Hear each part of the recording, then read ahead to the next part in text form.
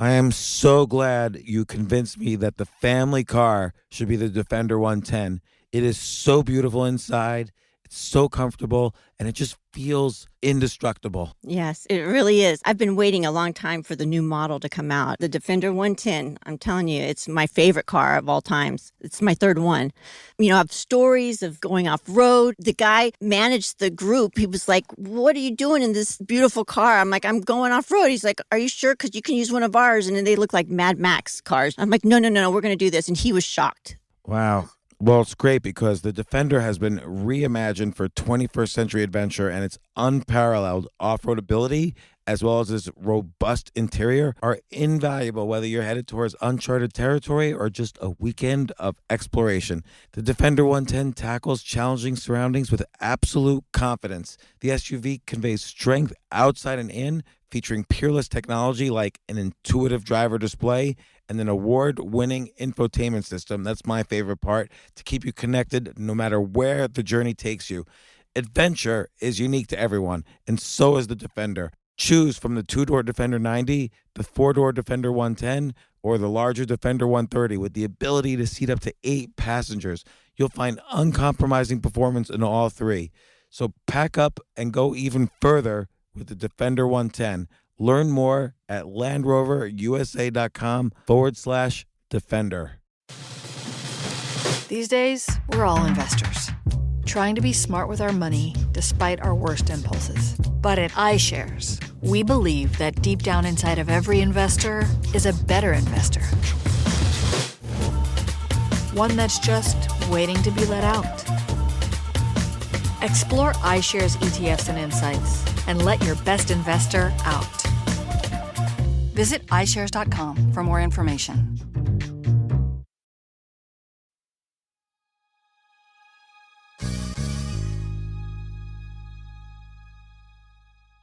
Sally Struthers, the actress who played Gloria in All in the Family. All in the Family, if you don't know, was one of the most iconic TV shows of all time. It ran for 9 seasons, and then it had spin-off after spin-off after spin-off. The Jeffersons, Maude, Gloria, Archie Bunker's Place, and on and on. It was done by Norman Lear, who was 100 years old. But on this podcast today, we have Sally Struthers, who played Gloria in All in the Family and Gloria in the TV show Gloria. And we also have Alan Piper, who wrote and directed the horror film Evil Sublet, soon to be in theaters and homes everywhere. Just won Best Feature Film at the Coney Island Film Festival, Evil Sublet. And Alan Piper also was involved in various presidential elections. So I asked him some questions about that. Like, he was on the rapid response team for Hillary Clinton. I asked him, what did Hillary do wrong in 2016? And Sally Struthers had some interesting things to say about Norman Lear and her career and what the most depressing point in her career was and how she came back from it. It was very beautiful. So here's Sally Struthers and Alan Piper about their new film, Evil Sublet. This isn't your average business podcast, and he's not your average host. This is the James Altucher Show.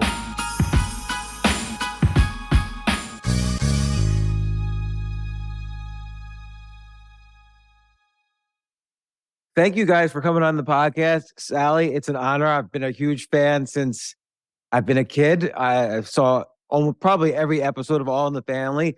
Alan, I've been researching you as part of the research for Evil Sublet and this podcast. How are you two doing?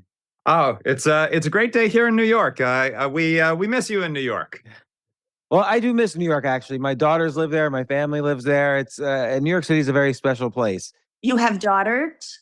I have 2 daughters. Yeah, they're both living in Brooklyn. Where in Brooklyn, and how old are they? 20 and 24. And they kind of live in, I don't know, one of the new Williamsburg-ish hip areas. They're trying to be hip. But they love it. They love New York City, and they love working there. And I lived there for 30 years. So, you know, I miss it, and I miss them when I'm not around them. I'm sure. Congratulations, by the way, Evil Sublet winning Best Feature Film at the Coney Island Film Festival. How did that feel? Oh, that felt wonderful. It was very important to us that we screen at the Coney Island Film Festival. This movie is a very New Yorky film, and that's something that I'm very proud of. I think even though New York is such an important media capital, New York is really not well represented in media. Most films and TV shows that are set in New York are actually filmed somewhere else. And I wanted to make a movie that really captured New York. And we did it at a time that was obviously one of the most painful times in New York's history, because we were all set to shoot the whole movie in March and April of 2020. Sally had we had her ticket booked to come out for her scenes, and of course we had to put everything on hold. And at a time when some people were giving up on New York, I really got to see New Yorkers pulling together.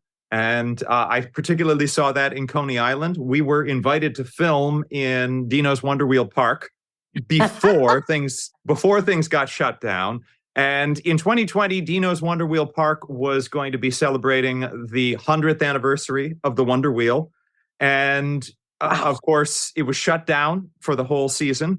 And instead of using their 3D printer to make the celebratory items that they were going to make, they made face shields that they distributed to the hospitals in the area. Coney Island was one of the neighborhoods that was hardest hit, both in terms of the death toll and financially.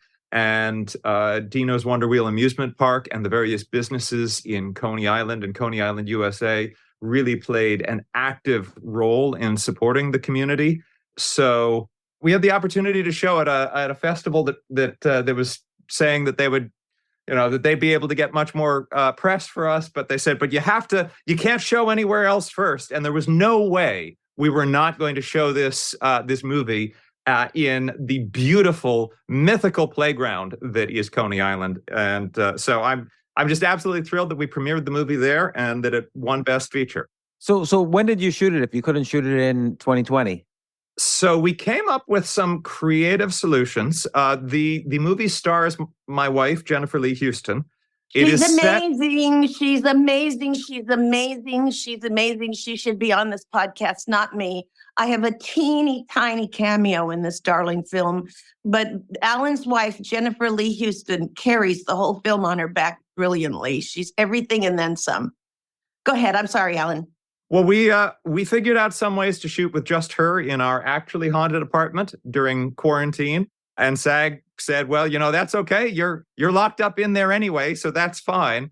And then we filmed the rest of the movie in 2021 under SAG's COVID safety protocols. And I'm very proud that there were we ran a very careful set and there were no infections on the set. And that's one of the reminders of what's great about having a good union is that SAG provided excellent details about steps that we could take to ensure that everyone was safe. And so I was glad to be able to do that.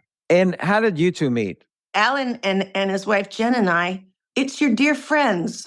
They had a party. You were there. Yes. Who was that? Pat Dwyer and Stephen Mosier, who play some of the leading roles in this movie, had a party, and Sally was there, and we became friends, and then had the amazingly good fortune of being able to coax her into playing a key role in this film. Oh, that's I great. worked with a wonderful actress, Leslie Alexander, in a musical called Nice Work If You Can Get It about, 6 years ago in Ogunquit, Maine. And we've remained friends ever since.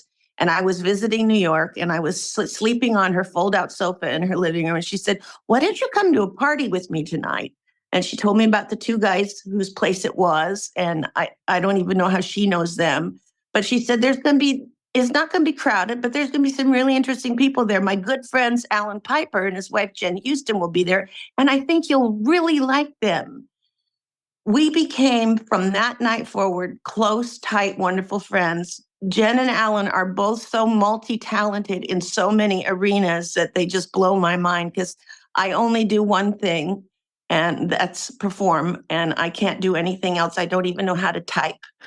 Jen runs a baking company and, well, she does a myriad of things. Alan will tell you all she does. And Alan is on television reporting the news as well as writing, filming, directing, and editing a movie. I mean, there's nothing Alan can't do. And he comes from a very creative mother who lives in Boston, who is an incredible portrait artist. And I don't know. There's just art all around. I'm just tagging along for the ride.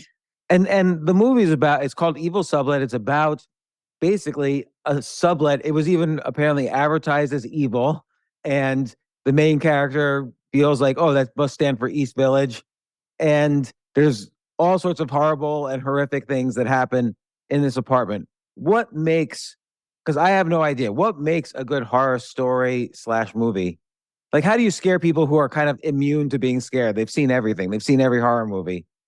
Well, I think for me, what always makes a horror movie work is the personal, relatable aspect. Ours is a horror comedy. There are gross, shocking moments that people who are looking for that will enjoy, but there is also a lot of laughs. But I think a lot of people. We have an affordable housing crisis in America, especially in New York. I think a lot of people can relate to the idea that people are willing to put up with a lot of strange things in order to get an affordable apartment. And certainly in New York, that is the case. Yeah. So this apartment's, correct me if I'm wrong. It's the apartment in the movie is a 3-bedroom apartment for $2,000 a month, which in New York City, just in case nobody realizes this outside of New York, that's impossible. I don't think you would ever see that right now in New York City, a 3-bedroom apartment for $2,000 a month. So as one of the characters says, when they're being shown through the apartment, what's wrong with it? Because it's too good to be true. And our actual apartment, which I wish it actually were that cheap, but it is still, we get this apartment for I think a lot less than a lot of New Yorkers would expect to. And part of it is because weird things really do happen here. I tend to, I try to be a scientifically minded person, so I don't say, oh, it's ghosts. But I will say very strange things happen here. My wife has felt a cold hand grab her in the night. She's heard voices That was your hand, shouting at her. and then you ran away really quickly, so she didn't see it was you.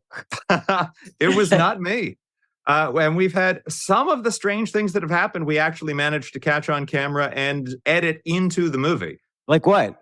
So a lot of the things that happen in the movie are recreations of things that really happen here. So there's a moment when an object fell off a shelf on its own, which happens a lot. And there are all sorts of reasons why that could happen. Maybe a subway is passing underneath. I don't know.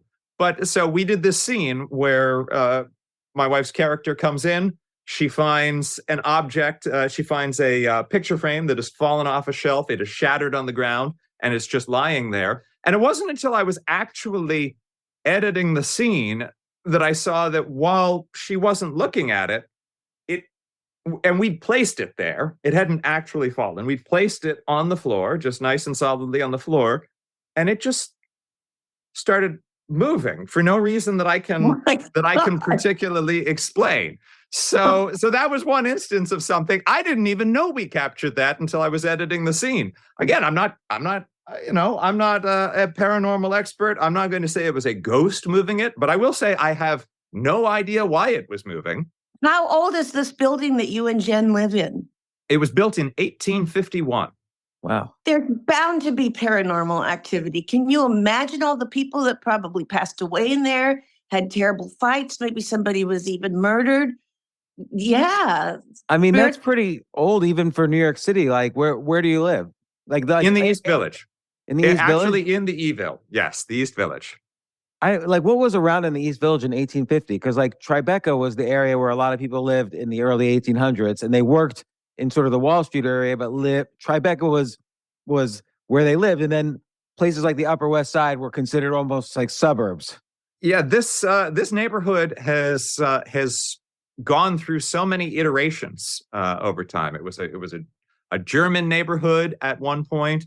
It's often taken on an ethnic immigrant identity, and at different points in history, that's different identities, whether it's a German neighborhood, an Irish neighborhood, a Jewish neighborhood.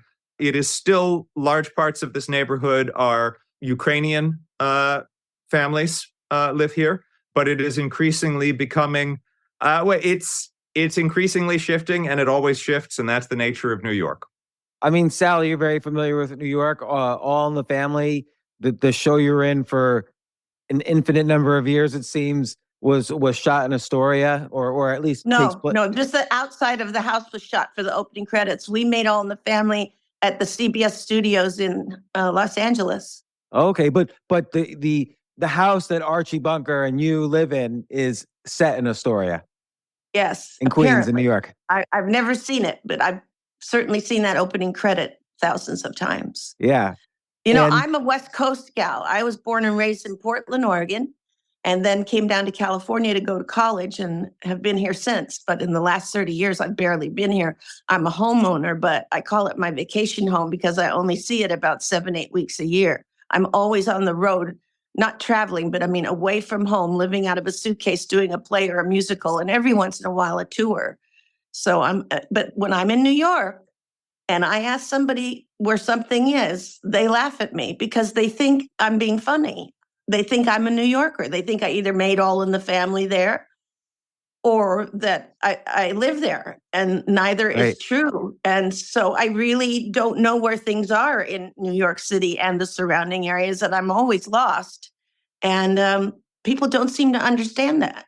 Well, I guess because, I mean, they shouldn't understand that because we buy into the mythology of television and movies that we're watching these things because we relate so much and we feel in our brains like these are really occurring. Like I'm really watching this family argue about racial issues and social issues, and with this, Carol O'Connor, who plays Archie Bunker, has such this New York accent, and it feels very real. I grew up on All in the Family and all the spinoffs, the Jeffersons and so on. And Archie Bunker's plays Gloria. You played Maude. Gloria, Maud. Good And time. was Good Times a spinoff of All in the Family? No, but Norman Lear was grinding these out Yeah. right and left all at the same time. And so I'm just curious, like, I feel like there aren't shows anymore like Good Times and All in the Family. Like Good Times really felt the grittiness, that part of New York City and that family. And you just don't, everything feels so fake now compared to shows like that. I don't know, James. Just like fashion, humor and filmmaking and everything morphs. For a couple of years, men wear wider ties and their lapels are wider on their suits, or they're narrower and their shirt styles are different. And then, 7 years later, that's all out and a new look is in. And the same with women's hemlines. They're above your knee, they're at your knee, they're below your knee, they're mini, they're maxi.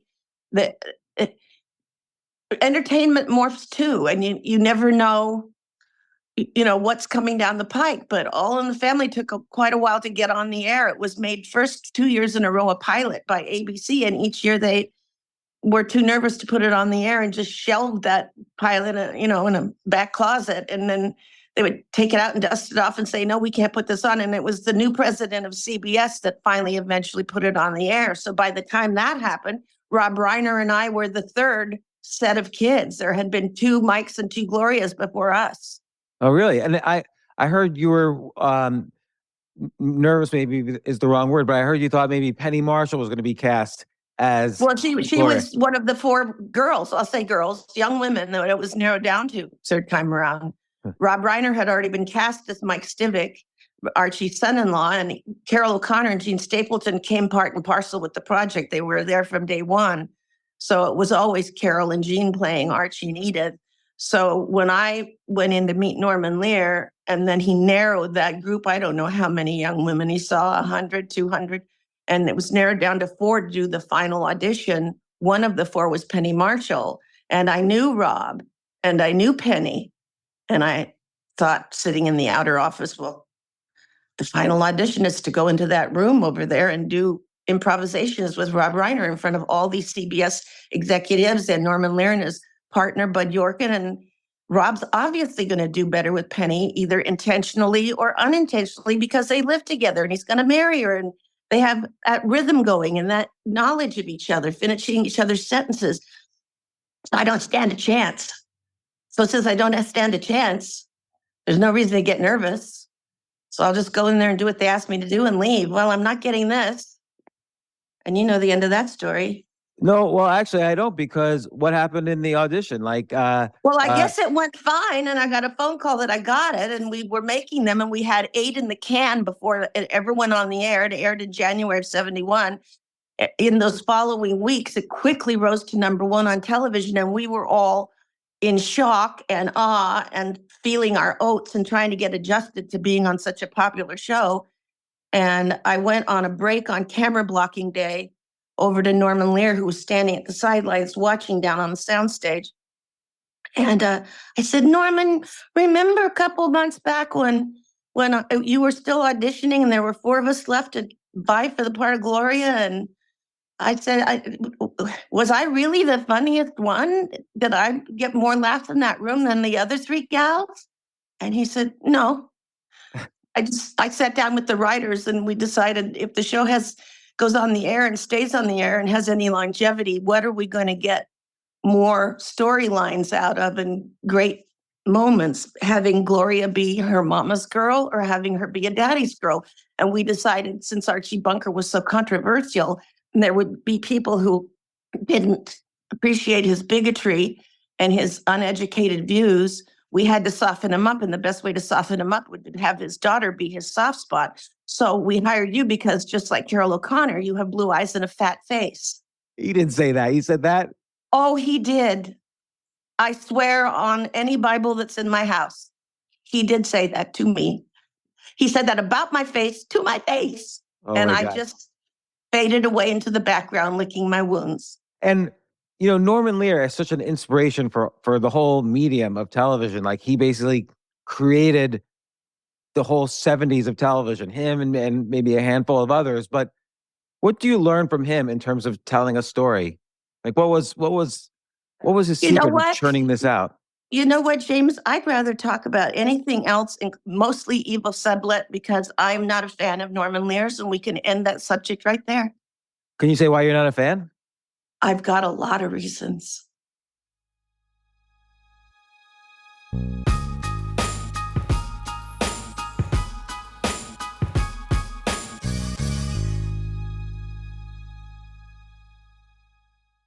Oh my gosh, I love these clothes. Mizzen and Main. That's Mizzen and Main. It really is the most comfortable work clothes.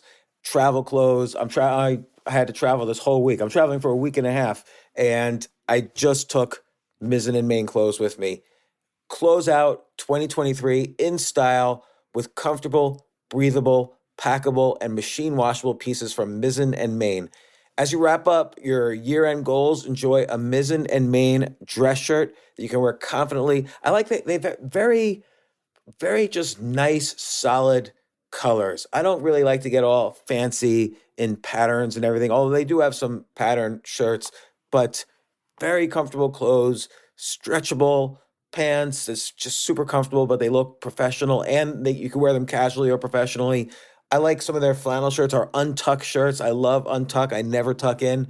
So again, whether you're shopping for a special someone or giving yourself the gift you really want, I just buy myself gifts. Mizzen and Main is the perfect gift for any guy who works, travels, and or cares about looking and feeling great. As you could tell by my many photos across the internet, I care about looking fantastic. I'm practically a model. And let's be honest, every guy loves to look great. So again, shop now at mizzenandmain.com and save 20% when you spend $130 or more using promo code James. That's promo code James at Mizzen and Main, Mizzen and Main.com.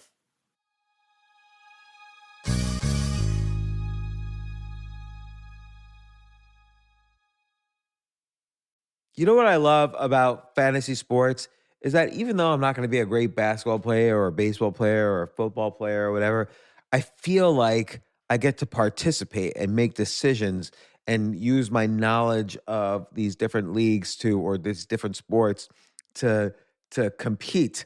So it's like I can pick my team or I can pick my favorite players, and I could use my knowledge to make predictions and maybe even make money. So with the basketball season here, you can now pick combo projections across football and basketball from the Specials League on Prize Picks. This is a league created specifically for combo projections that include two or more players from different sports or leagues.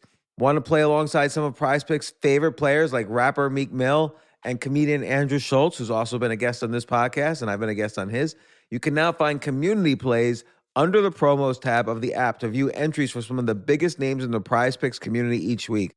Look, Prize Picks even offers a reboot policy so that your entries stay in play even if one of your players gets injured.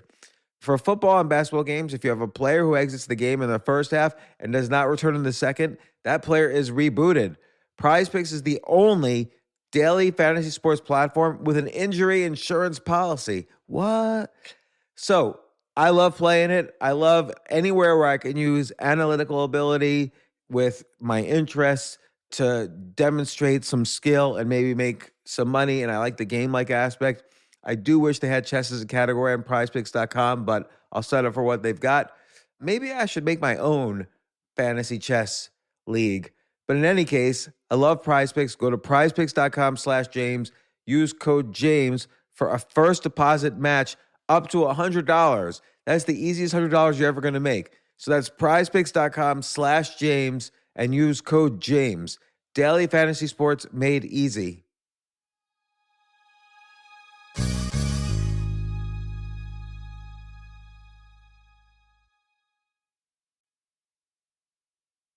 What was it like for you filming a horror film? I mean, I heard that you get scared in horror films. So did you get scared while filming this?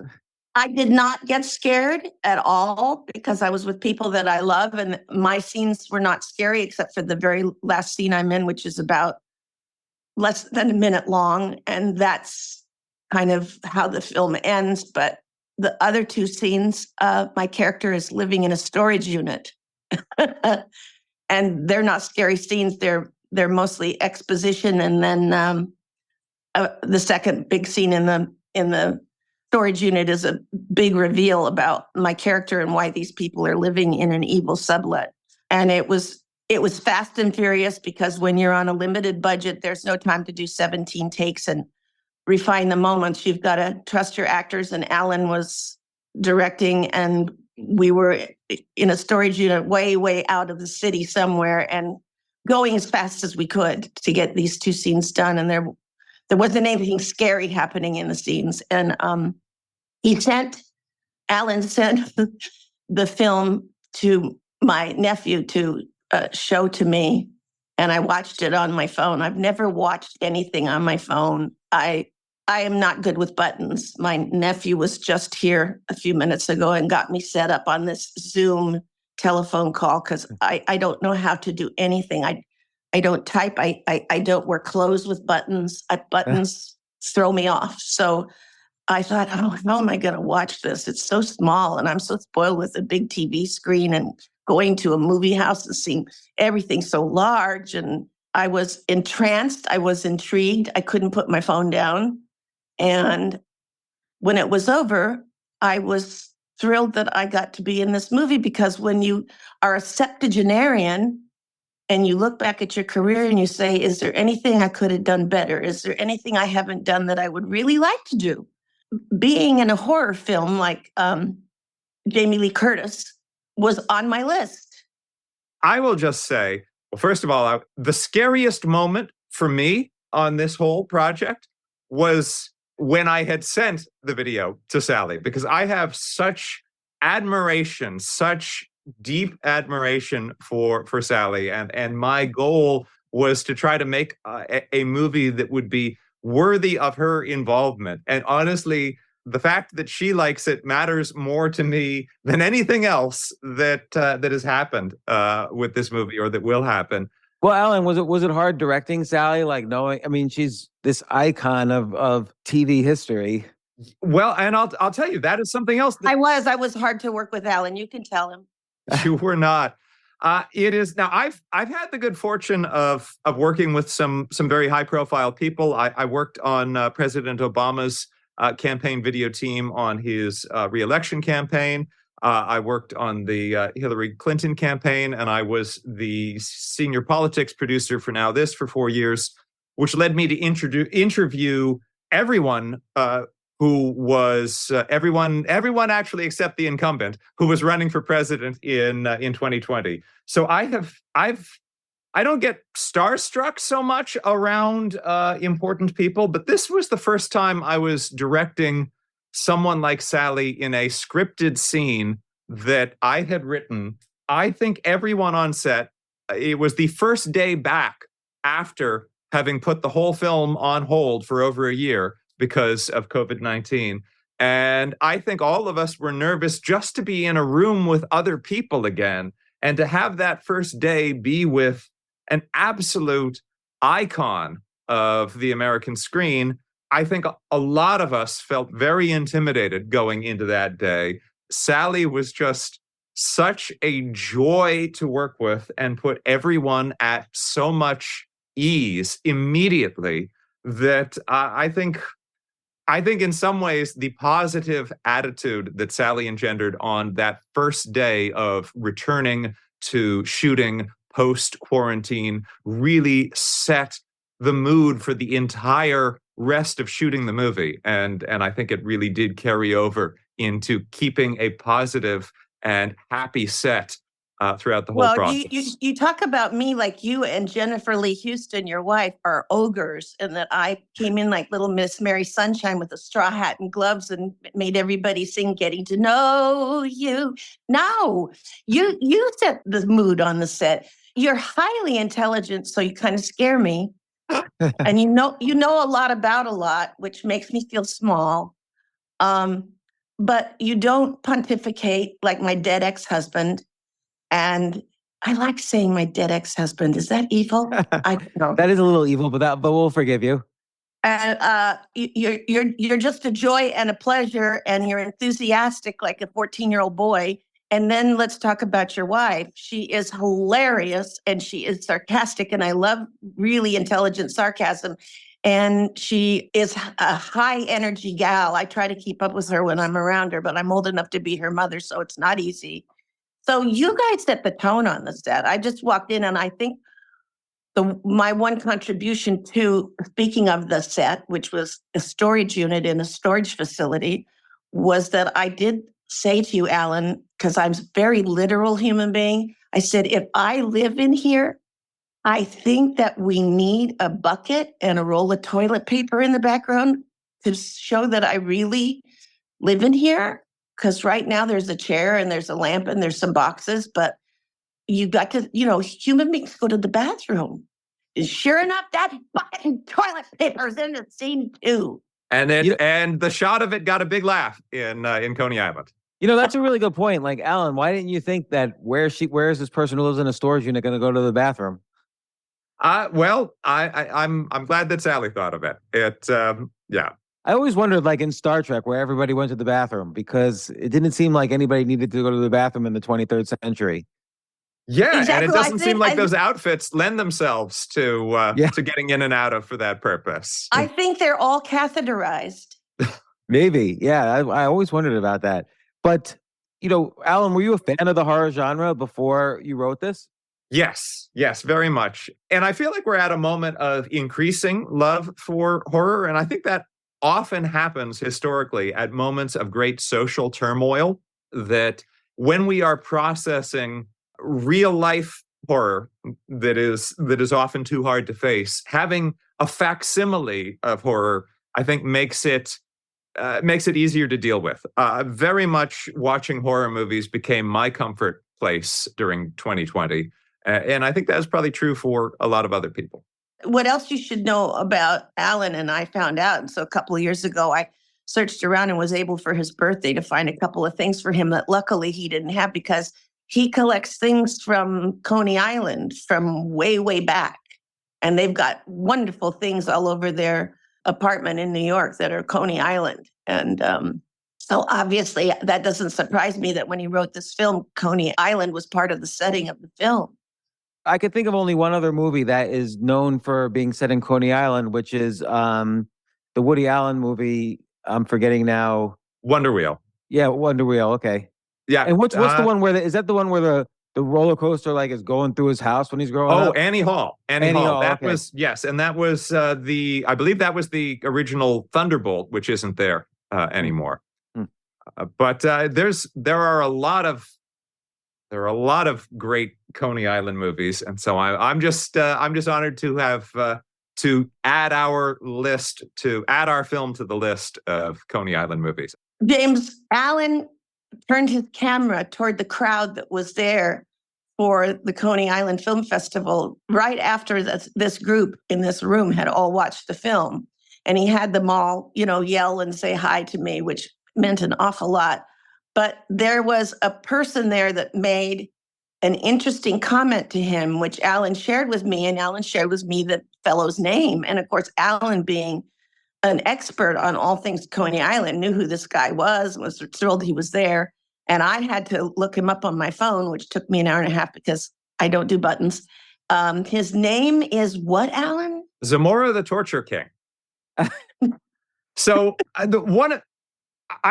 I love film festivals, and the world has great film festivals. I really do think the Coney Island Film Festival is the coolest festival in the world because it's the only one where you can see these great movies and then walk outside and ride a ride or see a sideshow performer. So one of the movies at the Coney Island Film Festival, the opening night movie, was a documentary about the Jim Rose Circus, in which Zamora the Torture King was a performer, and Zamora the Torture King was present at the festival on the opening night. As part of the opening night festivities, he took a sharp metal wire and drove it into his mouth and out through the bottom of his chin. Because really, in the tradition of Houdini, he is a mind over physical matter genius. Anyway, I didn't realize he was in the audience for Evil Sublet, but afterwards, he said that it was very, very strange in a good way. And coming from that performer, that was a comment that really warmed my heart. How do you do that? How do you put like a blade through your mouth and out your chin? Is there like an area where there's less flesh and less nerves? You would have to talk to him about the process of doing it, and that would be a great episode. Would be to have him. This is what I want to know, Alan. I want to know, did he walk up to you and you immediately knew who he was by looking at him, or he said to you, hello, Alan, I'm Zamora the Torture King? Well, I knew who he was. I knew who he was because he's famous, and I also knew who he was. If I had not already known who he was, I had seen the documentary the night before, so I did know who he was. But yes, I was very happy to hear what he had to say.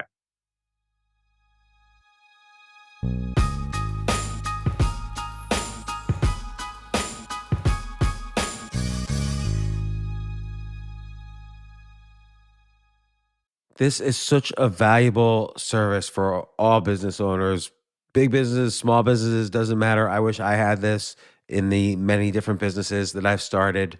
Sometimes it seems like your business is humming, but then suddenly you don't understand it. You're starting to fall behind. You're not understanding where your costs are, where your revenues are, where your payments are. Teams are buried in all sorts of like BS work, and you can't seem to close the books. So you need like one dashboard, one source of truth. I'm jealous of this business, NetSuite from Oracle, of course, NetSuite by Oracle. I wish I'd come up with this idea. It's a brilliant concept to have all your business intelligence on one dashboard. This is why you need to know these three numbers: 37,000, 25, and 1. So 37,000, that's the number of businesses which have upgraded to NetSuite by Oracle. NetSuite is the #1 cloud financial system, streamlining accounting, financial management, inventory, HR, and more. 25. NetSuite turns 25 this year. That's 25 years of helping businesses do more with less, close their books in days, not weeks, and drive down costs. 1, because your business is one of a kind. So you get a customized solution for all of your key performance indicators, your KPIs, in one efficient system with one source of truth. Manage risk, get reliable forecasts, and improve margins. Everything you need to grow, all in one place. So right now, download NetSuite's popular KPI checklist designed to give you consistently excellent performance, absolutely free, at netsuite.com/James. That's netsuite.com/James to get your own KPI checklist. netsuite.com/James.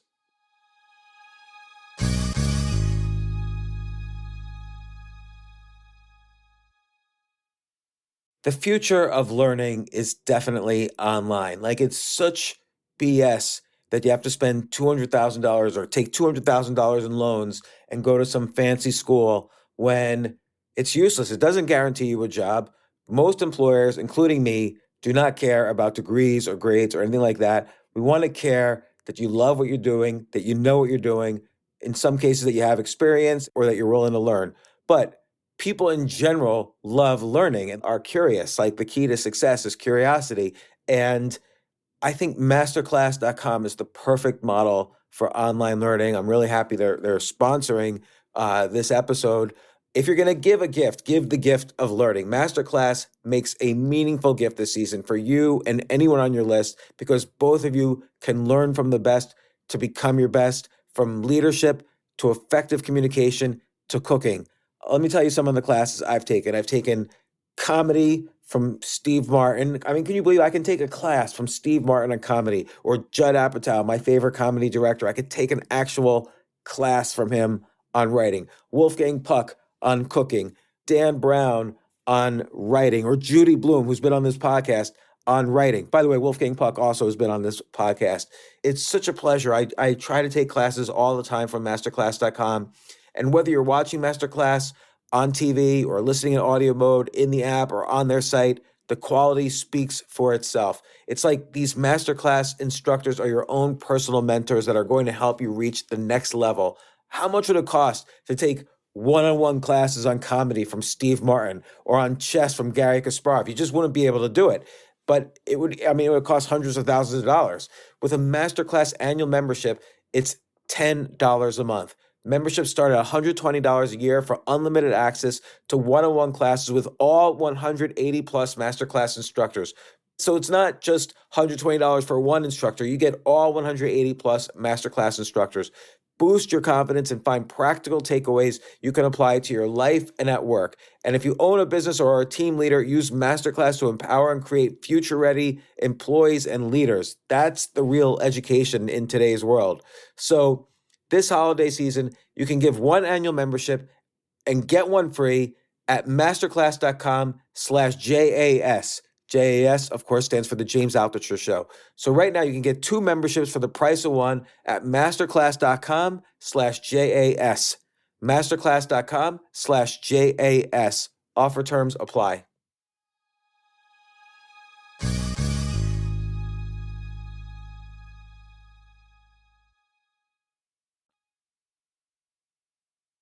And so, Alan, I'm just curious. You worked on the Obama campaign. You worked on several campaigns. I was reading that in 2016, you were in Hillary Clinton's rapid response team. I know this is not about evil sublet, but I'm just curious, from your perspective, what do you think went wrong? Like, in the summer of 2016, Hillary Clinton was winning. She had a very, very visual imagery, like, do you want Trump's hands on the red button?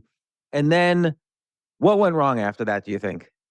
All right. Well, everyone has a theory, and I'll tell you that in a presidential race that comes down to just under 80,000 votes, everyone's theory is correct, because that is such a small number of votes that any one difference, if you want to say, oh, it was the Comey letter, yes, absolutely, that was enough to swing 80,000 votes. Was it sexism? Absolutely, sexism played a role. That's enough to swing 80,000 votes. Was it not enough time spent in a given swing state? You could second guess a million things. I think any one person who worked on that campaign, I made videos that were seen by millions of people. If the videos I made were seen by millions and the vote came down to 80,000, is there something I could have done better that could have been the difference for 80,000 votes? This gets to actually a problem that there's increasing interest in, which is trying to reform the Electoral College. We are having ever more close elections decided by a narrower margin, where the actual election isn't very close. Hillary Clinton won the popular vote by more than 3 million votes. The margin of victory, thanks to the Electoral College, for Joe Biden was also very narrow. It was, I believe, an even narrower margin of victory. And yet it was an even wider margin of victory in terms of the popular vote. So the problem is that the way the Electoral College creates a system now where 80% of the country, our votes don't matter as much as a handful of voters in swing states. I realize I've taken us a little bit off topic of No, movies I took and us off horror. topic. Well, so there's a growing movement for, it would be very difficult to abolish the Electoral College because that requires a constitutional amendment, but there is a growing movement for what is called the National Popular Vote Interstate Compact. And that is an agreement between states that would award that state's electoral votes. If enough states sign on to the compact, they would all agree to submit all of their electoral votes to the winner of the national popular vote. Already, there are a lot of states that have already signed on. If enough states signed on to reach 270 votes, we would never again have a president take office without winning the popular vote, as has already happened twice this century. We would no longer have a situation where, if you're a Republican in New York, your vote doesn't matter so much. If you're a Democrat in Alabama, your vote doesn't matter so much. Anyway, I've taken us down a wonky path. Sally has a comment. Yes, No, I'm curious. I have a question, Alan. What is this pact called? Say it again, that people are signing on to, states? The National Popular Vote Interstate Compact. What is the minimum number of states that have to sign on for it to be something that becomes an actual enacted piece of legislation in this country? It would require a few more states. It would require enough states so that their combined vote total would be more than 270 electoral votes. And where are they right now? It's a little under that. And I can point you to, if you want to find out more about this, Inequality Media and Robert Reich, with whom I work, have just put out a video on the topic. And so people who want to learn more about the National Popular Vote Interstate Compact can check it out there. But Alan, let's say I lived in Wyoming and Wyoming was part of this. Wouldn't I feel that, my vote now really is meaningless? Some people are making that argument, but as it stands now, doesn't it make, if this comes into being, doesn't it make everybody's individual vote more meaningful because it will be the popular vote that elects? That is okay. That's a yes, point. That is what I would argue. That's what a lot of people who support this argue. Virtually all states to have a winner-take-all system with their electoral votes. So if you're in a state and you cast your vote for the loser of your state, your vote is effectively thrown out. Your vote doesn't go into the pool because all of the electors, even if it's just by a narrow margin. As it stands now, with the Electoral College. But if this pact is enacted, your individual votes will count. Yes. And it is, at the moment, the only presidents this century who have won without winning the popular vote were Republicans. So at the moment, one could say, oh, well, this favors Democrats over Republicans. This favors democracy. The loser, the person who didn't, ideally in a democracy, the person who wins should be the person who got the most votes. There may be more people identifying as Democrats now. There may be more people identifying as Republicans in the future. We should, taking party out of it, we should, if we believe in democracy, we should want the winner of the most votes to be the one who's elected. And after, yeah, right. And after that election, can I ask, were you really depressed? I think so. I've been on winning presidential campaigns and I've been on losing presidential campaigns. It feels better to win, but I wasn't depressed for myself so much. It's painful to put in a lot of work for something and have it not pay off. But I'm in a place of privilege. I'm a college-educated white man. I was not depressed for myself. I was depressed because the things that came to pass were the things that we'd predicted. We'd predicted that the president would weaponize immigration policy in a way that would tear families apart. And that is exactly what happened. We predicted that the president would appoint judges who would strip away reproductive freedoms. And that is what has happened. And again, that's not something that is going to affect my body. So I am not depressed for myself. I am depressed for the state of rights in our country. And we also predicted that at a moment of great national crisis, that president would not be able to rise to the occasion. And the sad truth is, no matter who was president, COVID would have had a devastating impact on the country. But we specifically had a president who concealed the dangers that were being made aware, that he was being made aware of by his own security team, who hampered the ability of public health officials to get the word out about those dangers, undermined calls for wearing of masks and social distancing.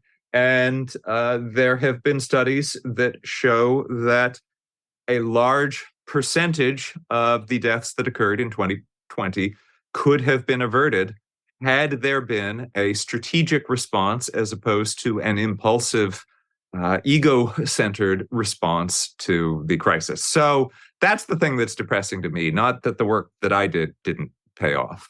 James? Yes, Sally Struthers. I always wanted to say that. Oh, I'm glad you did. Because a lot of people come up to me and say, aren't you Sally Field? Anyway, now do you see, after hearing Allan speak, why if you had to measure the stress in the room, the first moments that I started shooting my small part in his film, I was frightened and nervous because Allan is so aware of everything that's going on and so well-spoken and such a high IQ that I just feel like, where's Waldo?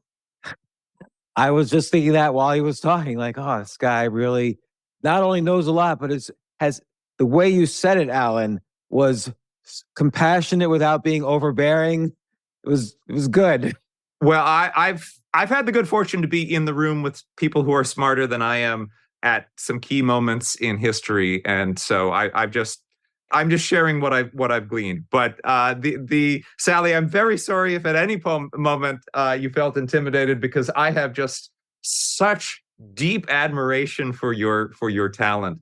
And James, I want to say that I don't want to reveal the twists that are involved with Sally's character, but her performance and the surprises that she brings to her performance. There were moments where I had to bite my hand to not laugh and spoil the take, and then there were other moments where I was tearing up because of the poignance that she brought to the role. Well, so just the fact is a national treasure, and everyone should want to work with her. And I'm just incredibly lucky that that she was a part of our project. Just the fact, Sally, that you play someone who lives in a storage locker, that's enough to get me to see the movie. Because I often thought, when I first was in New York City, and it is so, all anybody talks about in New York City, particularly young people, is how am I going to live here? Where am I going to live? What, do you know of an apartment? Can I find an apartment? It's impossible to find an apartment. Is there a roommate? Is the area good? Like, my kids are going through this. They lived in the East Village. Now they're both living in Brooklyn. It is hard. I lived in the Chelsea Hotel when I first got to New York, but before that, I lived in Astoria a little bit, and it is hard, and there's so much to deal with. This New York City is a hard place to live, particularly when you're young.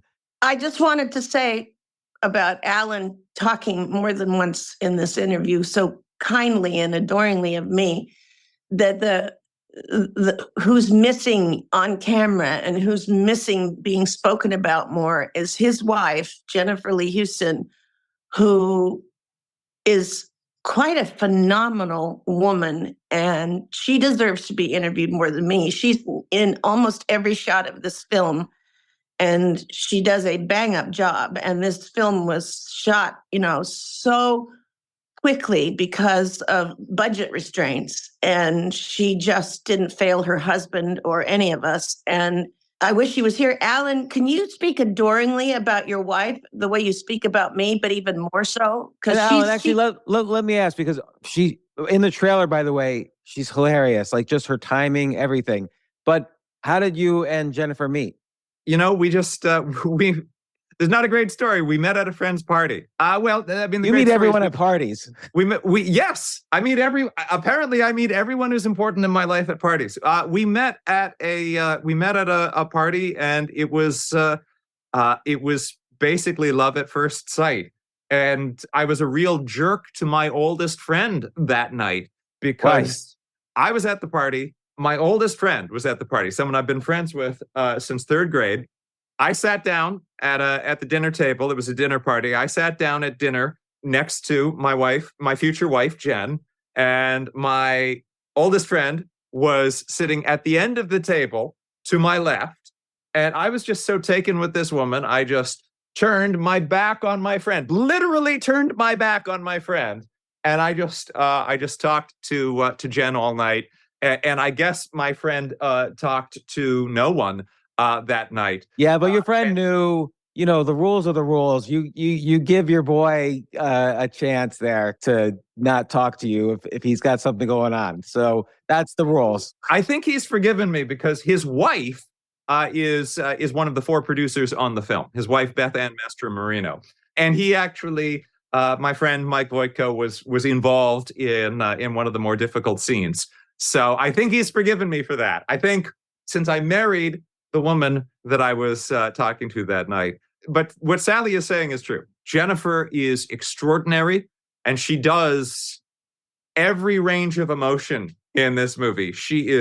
Her character is put through kind of literal hell, and she is funny. She is poignant. She is driven to tears. She is driven to screams. She's so strong. Yes. And she's a musical performer. She sings multiple songs in the movie. Wow. So she had in her own right made a name for herself as a viral performer performing. Well, I guess everything comes back to politics. She did political song parodies during the Trump presidency that got many millions of views. And that's what a lot of viewers know her best as. Where did she do them? Like on YouTube or TikTok or? Yeah, on Facebook and Twitter. Yes. So if you look for things like Crime After Crime or Pathological Liar, you'll find many tens of billions of views videos that she's done. She is an extraordinary performer. So what's next? Now that you have won an award, or you're probably going to be at other film festivals. What's next? Do you release this independently? Do you try to sell it to a Netflix? Does a studio pick it up? Like what happens next to a movie like this? We're going to be playing at a number of festivals. The next one will be the Grossman Fantastic Film Festival in Slovenia next month. Slovenia, yes. Maribor, the only city I know of in Slovenia. No. And I'm not sure how to pronounce the name of the city where it is. So I'm not going to butcher it. So that is the next festival on our agenda. We're going to play at a number of festivals. And then we will soon be able to make an announcement about a distribution deal. And the goal is for the film to ultimately be widely available for people to see. And people who follow Evil Sublet on social media or go to evilsublet.com will be able to find out when they can see it. James, you have to ask Alan to tell you about how he got extra funding for the film.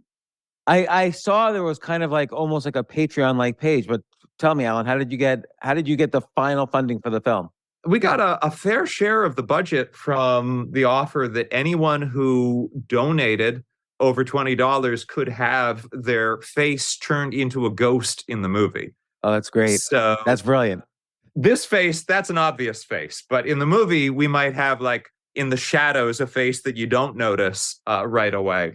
So we have over 200 hidden ghostly faces in the movie.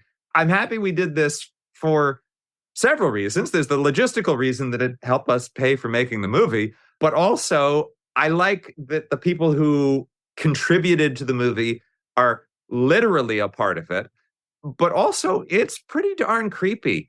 When it was premiering at the Coney Island Film Festival last week, there was one moment where I'm sitting near someone and I know that there's been this face in the background the whole time. it's in the middle of the scene, and then somebody goes, "What?"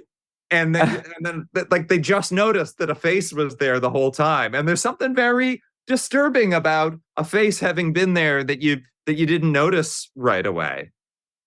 Wow. I can't wait to see it. When do you think I'll be? I tried to get a link because we were doing this podcast. I tried to get to a link to it, but you guys said no, not available. When can I see this movie? Well, you're in Atlanta. Hopefully, we'll be coming to a festival in your neck of the woods soon. And then hopefully before too long, we'll be able to make announcements about when and where people can see it, either in theaters or on streaming services. I can't wait. And it's Evil Sublet, Alan Piper, Sally Struthers.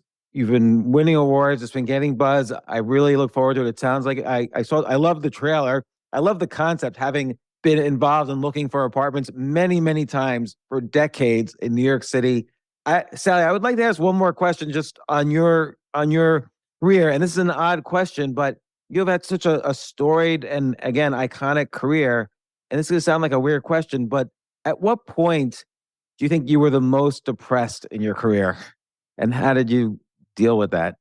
Well, I've got to admit that when I was finished filming All in the Family, I did 8 seasons, as did Rob Reiner. Our contracts were up. We both chose not to renew. And then I, in real life, gave birth to my daughter. And she was 3 years old when CBS decided to go ahead and put a Gloria sitcom on and place it on the same night and the next half hour after Archie Bunker's Place, which Carol O'Connor was doing when Jean Stapleton had finished her contract and didn't renew, and there was just Carol O'Connor willing to play Archie a little more. And so they moved him from that empty house to the bar and made him the owner of the bar called Archie Bunker's Place. So they positioned Archie Bunker's Place in the first half hour, and then following that on CBS was Gloria. And Gloria was doing very well. But the executives, I call them the suits, a bunch of business people who get to make artistic decisions, but they graduated from college with business degrees. They're not artistic people. They're numbers crunchers. And so Carol didn't want to play Archie anymore. He'd been doing it for 10 or 11 years. He was done. So they literally threw the baby out with the bathwater. They said, well, we don't care to keep Gloria on the air since we don't have Archie Bunker's Place to lead in. We won't put it on all by itself to see if it still holds its audience. We're just going to take Sally off too.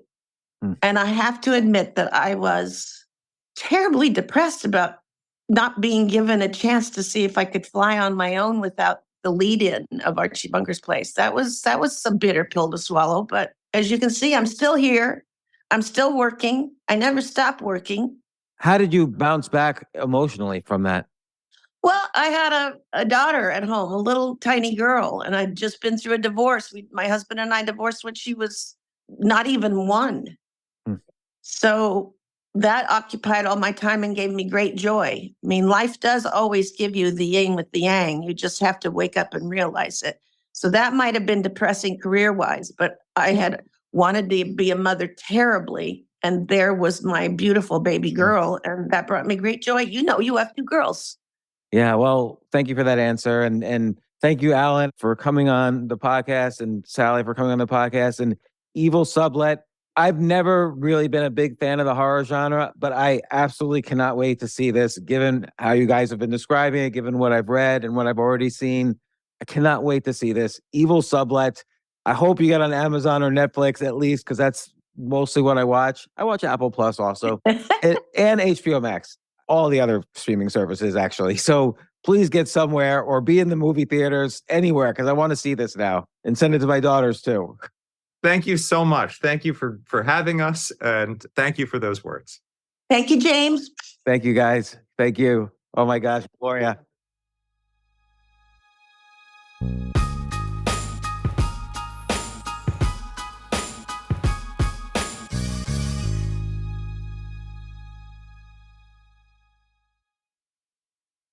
Diving deep into your passions has never been easier. Thanks to Amazon Prime. You get all-in-one access to the things you need, so you can get more out of the things you love. With a range of services including Prime Video, Amazon Music, and Prime Fast free shipping.